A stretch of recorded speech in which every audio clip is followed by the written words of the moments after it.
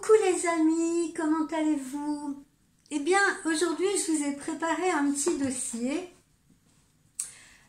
qui a pour sujet « Pourquoi est-ce que je suis autant obsédée par cette personne ?»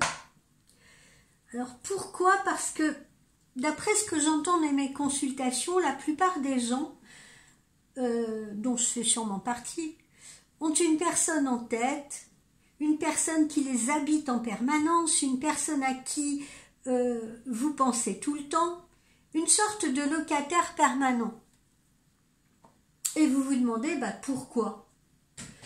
Alors oui, ok, vous allez me dire, ouais, il est beau, elle est super canon, etc. Elle est sympa, il est brillant et tout. Mais, eh bien, ce n'est pas si simple que ça. Et je vais essayer de vous expliquer pourquoi. Alors, cet autre à qui vous pensez tout le temps, ça peut être votre compagnon, votre compagne, ça peut être un ou une ex, ça peut être un crush, ça peut être quelqu'un que vous connaissez même à peine, ou que vous avez croisé et qui a laissé en vous une espèce d'empreinte indélébile et vous ne comprenez pas pourquoi. Et ces apparitions mentales, qui sont la plupart du temps incessantes, elles vous hantent. Et elles vous hantent parfois sans même que vous les ayez provoquées, ou même sans votre consentement. Ça peut vous arriver là en pleine session de travail, ça peut vous arriver à n'importe quel moment, pendant que vous êtes en train de conduire vos enfants à l'école, peu importe. Ça arrive malgré vous. Ce n'est pas un bug de votre cerveau, je tiens à vous le dire, et ce n'est pas non plus un hasard ou une coïncidence, mais plutôt probablement un indice. Un indice, une sorte de révélateur, vous savez, comme les révélateurs photos. Avant, quand on voulait développer une photo, eh bien, on la passait dans un révélateur. Voilà. Et ce révélateur vous permettrait de mieux vous comprendre vous-même, en réalité. Alors, de quoi s'agit-il vraiment ? Alors évidemment, de prime abord, vous pensez c'est l'amour. C'est l'amour, je suis amoureuse, je suis amoureux. Cette personne, j'arrête pas d'y penser, elle n'arrête pas d'être dans mon cerveau, je suis sûrement amoureuse, je suis sûrement amoureuse. Ou alors c'est une obsession. Eh bien moi, je vais vous expliquer. Il apparaîtrait selon certains préceptes bouddhistes, puisque vous savez que je suis bouddhiste, enfin je pense vous l'avoir dit, que celui qui regarde vers l'extérieur rêve, tandis que celui qui regarde vers l'intérieur s'éveille. Je vais vous expliquer pourquoi. L'être humain, en fait, qu'est-ce que c'est? C'est un immense labyrinthe. Un immense labyrinthe, croyez-moi.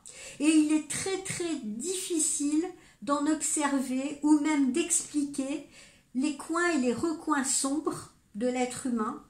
Et peut-être que vous-même, vous n'avez jamais exploré vos coins sombres, parce que la plupart du temps, vous restez en surface. Et vous restez en surface parce que vous êtes préoccupé par la vie quotidienne, on ne peut pas vous en blâmer. C'est donc votre inconscient qui travaille en coulisses. Quand quelqu'un, justement, ne cesse de revenir dans vos pensées, en réalité, ce n'est pas une coïncidence. C'est un appel à l'éveil de votre inconscient. C'est un peu comme si vous étiez un iceberg. La partie émergée, donc la partie visible, représente tout ce dont vous êtes conscient. Alors ça comprend vos pensées, vos sentiments, vos souvenirs, mais la grosse partie immergée, celle qui est en dessous, celle qui est invisible, elle représente votre inconscient. Et votre inconscient, c'est quoi? Eh bien, c'est tout ce que vous refoulez. Ça peut être des désirs réprimés, ça peut être des émotions qui ne sont pas résolues, ça peut être des peurs cachées. Et quand quelqu'un apparaît dans votre esprit, eh bien, c'est probablement parce qu'il a déclenché quelque chose d'enfoui en vous. Il a peut-être dit quelque chose qui a fait écho à de vieux souvenirs, Ou peut-être représente-t-il simplement quelqu'un que vous aimeriez être?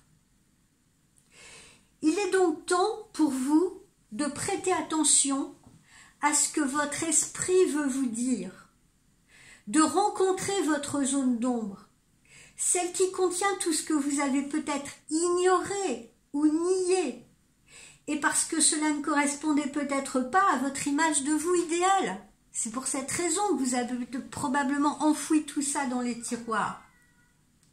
Et j'en viens à vous dire que cette personne qui hante en permanence votre esprit, elle correspond justement, probablement, à votre zone d'ombre déguisée.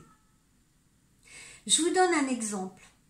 Vous pourriez admirer la confiance en elle d'une personne. Par exemple, vous avez votre compagnon, votre amoureux, et vous dites, mon Dieu, mais qu'est-ce qu'il est confiant en lui? Et cette personne, justement, eh bien, vous avez envie d'être elle. Pourquoi? Parce que vous doutez sans cesse de vous-même. Vous pourriez être également attiré par sa créativité. Pourquoi? Parce que vous avez probablement négligé la vôtre. À l'inverse, une personne pourrait également vous agacer. Vous ne l'aimez pas et vous vous demandez pourquoi. Eh bien, peut-être tout simplement parce qu'elle reflète des traits de caractère que vous-même vous possédez, mais que vous préférez ignorer. Comme par exemple de l'arrogance ou une forme d'impulsivité. Ainsi, je veux en arriver au fait que notre relation à l'autre ou aux autres est souvent le miroir de notre relation avec nous-mêmes. Donc, revenons à cette personne qui hante vos pensées. Eh bien, elle pourrait représenter votre ombre, votre zone d'ombre, celle qui réclame de l'attention. Et alors, au lieu de vous obsessionner sur cette personne, demandez-vous plutôt ce qu'elle reflète à l'intérieur de vous. Il y a en nous ce que nous appelons l'anima et l'animus. L'anima, ça représente le féminin intérieur chez les hommes et l'animus représente le masculin intérieur chez les femmes. Et lorsque vous êtes fixé sur quelqu'un, c'est parce que cette personne résonne avec votre anima ou avec votre animus. Peut-être que cette personne représente votre idéal inconscient de partenaire. Peut-être qu'il fait ressortir des qualités en vous dont vous n'êtes pas pleinement conscient. Mais attention, l'anima ou l'animus, donc cette part de masculinité en vous, mesdames, ou cette part de féminité en vous, messieurs, peut créer des illusions et vous faire projeter sur cette personne qui vous obsède une image idéalisée, le voyant non pas tel qu'il est ou tel qu'elle est, mais tel que vous voudriez qu'il soit ou qu'elle soit. Et c'est là où ça peut créer de la confusion. Donc, au lieu de vous demander « Pourquoi est-ce que je suis obsédée par lui ?», demandez-vous plutôt « Quelle partie de moi est-il en train d'éveiller ?» Il ou elle, bien sûr. Beaucoup de ce que nous ressentons envers les autres, en fait, a peu à voir avec eux-mêmes, mais tout à voir avec nous. Et ça s'appelle la projection mentale. Un exemple. Imaginez que vous admirez quelqu'un pour son ambition. Alors revenons par exemple à votre petit copain ou à votre petite copine et vous vous dites « Oh mon Dieu, mais j'admire son ambition, qu'est-ce qu'elle est ambitieuse, qu'est-ce qu'il est ambitieux ?» Eh bien, c'est peut-être une qualité que vous aimeriez avoir davantage, ou que vous possédez déjà, mais que vous n'avez pas pleinement reconnue.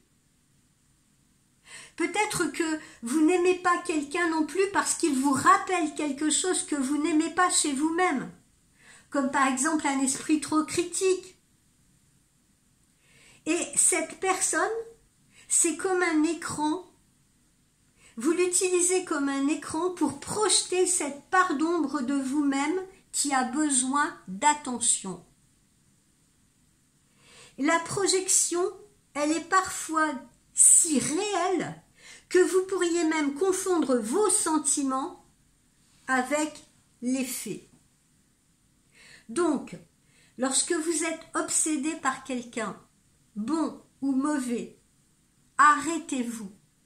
Arrêtez-vous et demandez-vous, qu'est-ce que je vois ici? Qu'est-ce que cela dit de moi?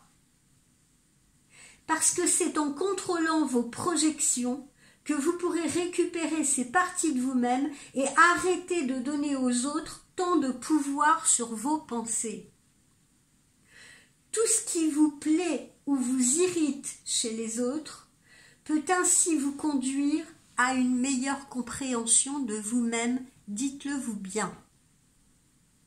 Voilà mes amis, j'espère que je vous ai expliqué plus en profondeur pourquoi quand vous rencontrez quelqu'un, pourquoi l'inconnu là qui vous a subjugué, pourquoi votre compagnon ou votre compagne provoque de telles obsessions chez vous. J'espère vous avoir donné quelques clés dans ce petit dossier que je vous ai écrit aujourd'hui. Je vous souhaite une excellente journée et je vous dis à très vite. Je vous ferai une petite consultation générale, c'est promis. Bye bye.